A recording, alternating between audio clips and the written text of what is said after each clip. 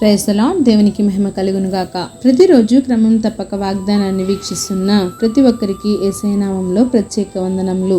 Subscribe చేసుకుని అనేక మందికి షేర్ చేసి దేవుని మాటల ద్వారా బలపరచండి. ఈ దినమునకే ఏర్పాటు చేయబడిన దేవుని వాగ్దానము మార్కు సువార్త 11వ అధ్యాయము 22వ వచనము.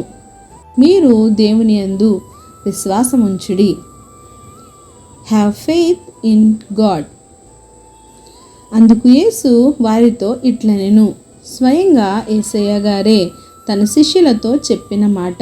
మీరు దేవుని యందు విశ్వాసముంచుడి. నిజమే, వారిలో విశ్వాసం కొదువుగా ఉన్నదేమో. అందుకే ఆయన తన శిష్యులకు ఇలాగున చెప్పసాగారు. ఆయనతోనే ఉంటూ ఆయన చేస్తున్న కార్యములను చూస్తూ కూడా వారిలో విశ్వాసం సన్నగిల్లిపోయిందేమో. కనుకనే ఏ విషయంలో అయినా సరే దేవుని యందు విశ్వాసం ఉంచుడని సెలవిచ్చారు.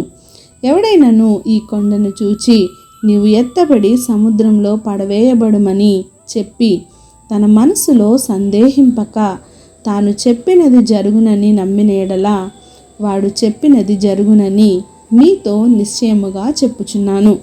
అందుచేత ప్రార్థన చేయనప్పుడు మీరు అడుగుచున్న వాటి నెలను పొంది ఉన్నామని నమ్ముడి, అప్పుడు అవి మీకు కలుగును. నిజమే, దేవుణ్ణి నీకు ఏమి అవసరమని అడుగుతావో నీవు అడగక ముందే నీ తలంపు నీ ఉద్దేశాలు ఎరిగిన దేవుడు. నీవు అడుగునప్పుడు కూడా దానిని తప్పక దేవుడు నీకు అనుగ్రహిస్తాడు అనే నమ్మకంతో నీవు అడగాలి. యేసయ్య గారు చెప్పారు, నీ హృదయంలో ఏమాత్రం సందేహింపక అడగాలి, ఖచ్చితంగా దేవుడు నెరవేరుస్తాడు అని నమ్మాలి. విశ్వాసంతో నమ్మికతో ఆ కొండను తీసి సముద్రంలో పడవేయమని అడిగినట్లయితే తప్పక దేవుడు నీకు సహాయం చేస్తాడు. పర్వతం లాంటి నీ సమస్యలన్నీ నీ నుండి తీసి పారవేయగల శక్తిమంతుడు. కొన్ని సమస్యలు తీరడానికి 1 గంట సేపు మాత్రమే పట్టవచ్చు. కొన్నింటికి రోజులు, వారాలు, నెలలు, సంవత్సరాలే పట్టవచ్చు. అంత మాత్రాన నీవు నీ విశ్వాసం నుండి తొలగిపోకూడదు.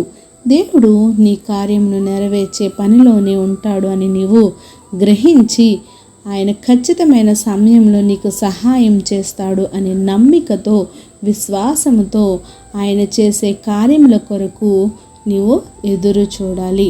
అట్టి విధమైన విశ్వాసము మనందరము కలిగి ఉందుముగాక. ఆమేన్. చిన్ని ప్రార్థన.